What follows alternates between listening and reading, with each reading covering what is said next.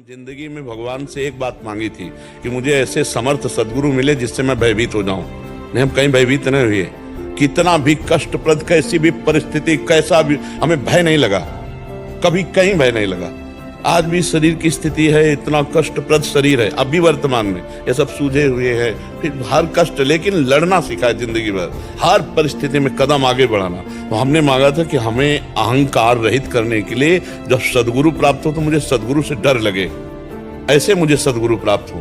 तो हमें ऐसे सदगुरु प्राप्त हुए जो कभी आंख नहीं दिखाई, लेकिन इतना डरते हैं हम कि मृत्यु से भी हमें डर नहीं लगता। इतना गुरुदेव के सामने जाते एकदम शांत, और पूरा एक्सरा हमारे ही नेत्रों में हो जाएगा कि कहीं कोई त्रुटि तो नहीं है, कहीं कोई धर्म विरुद्ध बात तो नहीं है। तो ऐसे हमें प्रगट में गुरुदेव चाहिए जिनकी डांट से हम सुधर सके, जिनकी चरण रज के प्रताप से हमारा अहंकार नष्ट हो सके, और जिनको हम माँ की तरह दुलार करते पाए और पिता की तरह शासन करते पाए। दुश्मन को प्यार दोगे तो गला ही काटेगा, दुश्मन को दुश्मन मानकर व्यवहार करोगे तो कभी हारोगे नहीं, क्योंकि धोखा नहीं हो पाएगा।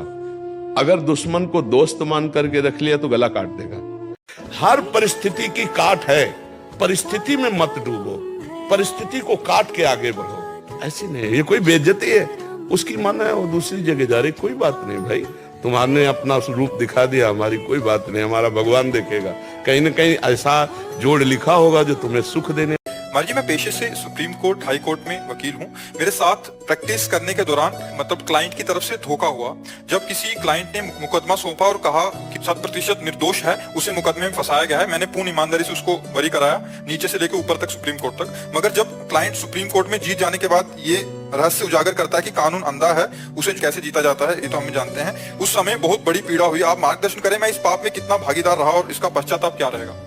चाहे अज्ञान की वृत्ति कह लो या प्रलोभन प्रवृत्ति का, वर्तमान में तुमने उसे दोषी नहीं जाना और बचाने की चेष्टा की, इसलिए कुछ क्षमा की गुंजाइश है। हम सावधान रहें, अगर कहीं ऐसा न हो। देखो, कई ऐसे होते हैं जो बहुत गरीब और दुखी होते हैं, और जब वो निर्दोष दंड पाते हैं तो भगवान की तरफ आह भर के, वो आह जब लौट के आपके पास आएगी वो बहुत खतरनाक होती है। दुखिया को न सताइए, दुखिया देगा रोए, और जब दुखिया के मुखिया सुने तब तेरी गति का होए। इसलिए बहुत डरना चाहिए। निर्दोष के लिए चाहे स्वयं तुम्हें फिर लड़ना पड़े, एक दो बार ऐसा भी करो तो अपराध क्षमा हो जाएगा।